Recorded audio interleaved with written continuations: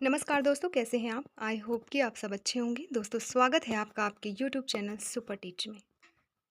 दोस्तों, आपके YouTube channel super teach के माध्यम से नई वैकेंसी से संबंधित जानकारी, प्रवेश परीक्षाओं से संबंधित जानकारी और समय-समय पर अपडेटेड सूचना आप तक पहुंचाई जाती है। ऐसे ही आज के वीडियो में एक नई वैकेंसी के बारे में डिस्कस करने वाले हैं।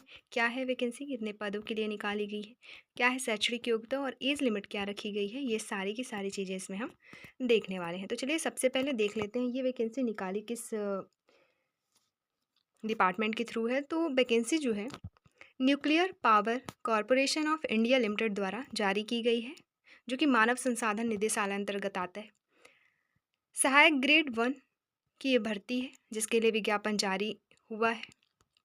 साथ ही सबसे पहले देखेंगे हम ऑनलाइन आवेदन जमा करने की प्रारंभिक तिथि और अंतिम तिथि। दोस्तों, प्रारंभिक तिथि है 5 जून 2024, आवेदन स्टार्ट है, और अंतिम तिथि है 25 जून 2024 शाम 5 बजे तक। अब देखेंगे हम रिक्तियों का विवरण, पद का नाम, रिक्तियां, अनारक्षित, ईडब्ल्यूएस, एससी, एसटी, ओबीसी और कुल पदों की संख्या। पद का नाम है सहायक ग्रेड 1, जिसमें वर्तमान में अनारक्षित के लिए 13 पद, ईडब्ल्यूएस के लिए 2, एससी के लिए 2, एसटी के लिए 3, ओबीसी के लिए 9 पद हैं, और बैकलॉग पद हैं, जिसमें लागू नहीं है अनारक्षित के लिए और ईडब्ल्यूएस के लिए। बाकी एससी, एसटी, ओबीसी के लिए पद यहाँ पे अभी नहीं है फिलहाल। कुल मिला के 29 पद हैं सहायक ग्रेड 1 की। फिर सहायक ग्रेड 1 वित्त एवं लेखा देखें तो वर्तमान में है अनारक्षित वर्ग के लिए 8, ईडब्ल्यूएस के लिए 1, एससी के लिए 2, एसटी के लिए 1, ओबीसी के लिए 5, कुल मिला के 17 पद यहाँ पे निकाले गए हैं। फिर सहायक ग्रेड 1 में 12 पद और हैं। सहायक ग्रेड 1 में 58 रिक्तियों में से पीडब्ल्यूबीडी की रिक्तियों का विवरण इस तरह है, जिसमें समूह सी सहायक ग्रेड 1 की निःशक्तता श्रेणी के लिए जो पद हैं वो दिए गए हैं। फिर पीडब्ल्यूबीडी के लिए चिन्हित पदों का विवरण दिया गया है, जिसमें श्रेणी, पद का नाम, इसके बाद आपके दिव्यांगता का प्रकार वगैरह सारी चीज़ें इसमें बताई गई है। महत्वपूर्ण तारीखों में प्रारंभिक तिथि हमने देख लिया, अंतिम तिथि देख चुके हैं।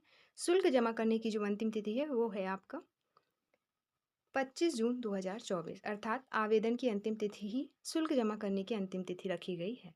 आवेदन शुल्क की बात करें तो आवेदन शुल्क है 100 रुपये। केवल सामान्य वर्ग, आर्थिक रूप से कमजोर वर्ग, अन्य पिछड़ा वर्ग के पुरुष अभ्यर्थियों को ये जो राशि है वो पे करनी होगी। बाकी महिला अभ्यर्थी जो कि किसी भी कैटेगरी के हो और आरक्षित वर्ग के और साथ ही निःशक्तता वाले पूर्व सैनिक और रक्षा कर्मियों के लिए फीस के लिए छूट है। शैक्षणिक योग्यता और अनुभव, सहायक ग्रेड 1 के लिए जो शैक्षणिक योग्यता है वो है किसी मान्यता प्राप्त विश्वविद्यालय से न्यूनतम 50% अंकों के साथ कोई भी स्नातक डिग्री। तो ये जो शैक्षणिक योग्यता है वो सहायक ग्रेड 1 तीनों के लिए है। फिर कुछ इंस्ट्रक्शन दिए गए हैं, जिसे देख लेते हैं। योग्यता मानदंड के संबंध में न्यूनतम विहित योग्यता आवश्यकता को पूरा किया जाना होगा। न्यूनतम योग्यता से उच्चतर योग्यता सहित कोई अन्य योग्यता अभ्यर्थी को अयोग्य नहीं करेगी, तथापि केवल विहित न्यूनतम योग्यता पर ही विचार किया जाएगा। दूसरा, ऑनलाइन आवेदन जमा करने की आखिरी तारीख तक अभ्यर्थी को आर्हता परीक्षा उत्तीर्ण होना अनिवार्य है। ऐसे अभ्यर्थी जिन्होंने आर्हता परीक्षा दी है किंतु आखिरी तारीख तक उनका परीक्षा फल प्रतीक्षित है तो वह पात्र नहीं है। नेक्स्ट है शैक्षिक योग्यता के मामले में यूजीसी एआईसीटीई द्वारा अनुमोदित किसी संस्थान के साथ ही साथ उस संस्थान द्वारा अवार्ड की जाने वाली डिग्री भी यूजीसी एआईसीटीई द्वारा अनुमोदित होना आवश्यक है। नेक्स्ट है आंतरिक अभ्यर्थी आवेदन करने से पहले कृपया विभागीय परिपत्र का संदर्भ लें। एनपीसीआईएल के सेवारत इच्छुक व पात्र अभ्यर्थी ऑनलाइन आवेदन के पश्चात ऑनलाइन आवेदन का प्रिंट आउट लेकर इसे उचित माध्यम से प्रेषित करेंगे।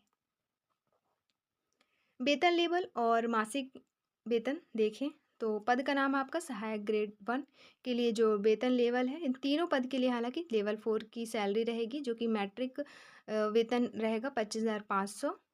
50% की दर से महंगाई भत्ता दिया जाएगा 12,750, और अनुमानित मासिक परिलब्धियां वेतन प्लस महंगाई भत्ता मिला के कितनी मिलेगी आपको? 38,250 रुपये पर मंथ। फिर इधर और कुछ इंपॉर्टेंट चीज़ें बताई गई जिसे आप देख लीजिएगा। अब हम देखेंगे एज लिमिट।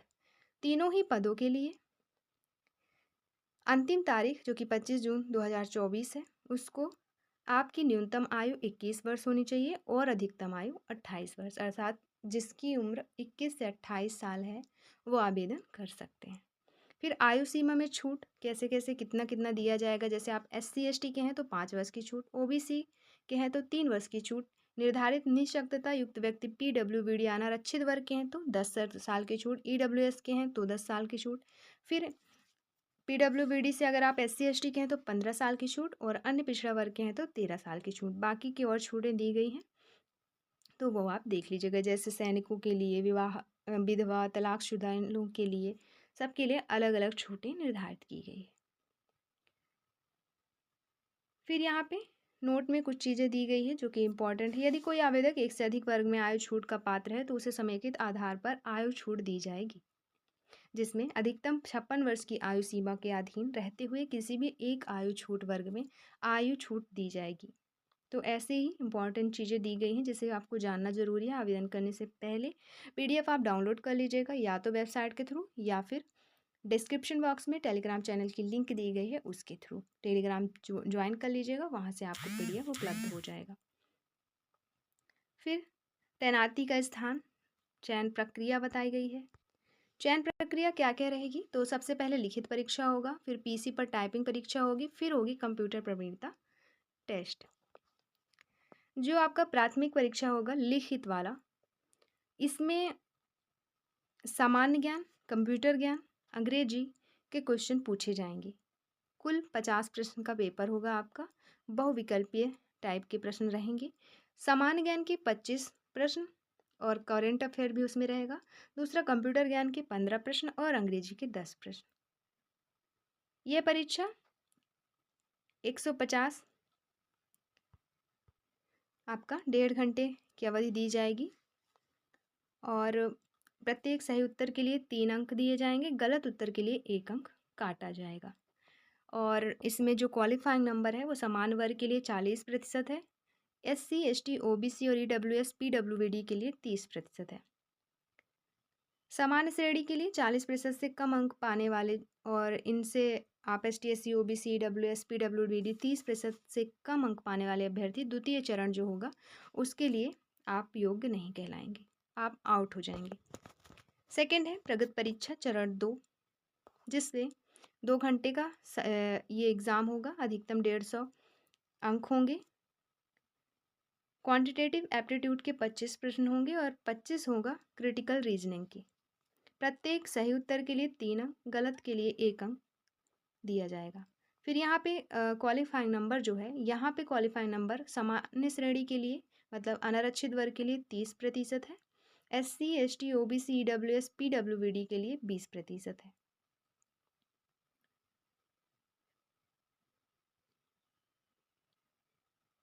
फिर यहाँ पे मेरिट लिस्ट जारी होगा, उसमें चीज़ें क्या क्या बताई है। मान लीजिए किसी के सेम नंबर आ जाते हैं तो उनको किस बेस पे लिया जाएगा, वो सारी चीज़ें। फिर चरण 3 होगा आपका कौशल प्रशिक्षण या कौशल परीक्षा। फिर टाइपिंग परीक्षा होगा आपका। तो ये प्रोसेस रहेगी सिलेक्शन की। नीचे दिया है सिलेबस, जिसे आप रीड कर लीजिएगा PDF डाउनलोड करके। यात्रा भत्ते संबंधी जानकारी दी गई है।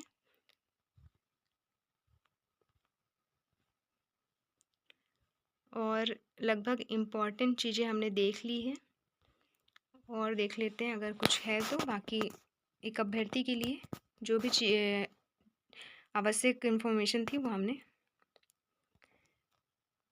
कवर कर ली है।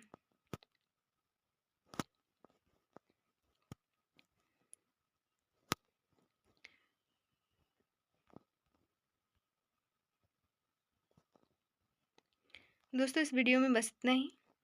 मिलते हैं नेक्स्ट वीडियो में एक नई वैकेंसी के साथ। और वीडियो अच्छी लगी है तो लाइक शेयर सब्सक्राइब ज़रूर करिएगा। वीडियो देखने के लिए आपका बहुत बहुत शुक्रिया। PDF अगर चाहिए तो एक बार चैनल ज़रूर ज्वाइन कर लीजिएगा। टेलीग्राम चैनल की लिंक दी गई है डिस्क्रिप्शन बॉक्स में। धन्यवाद।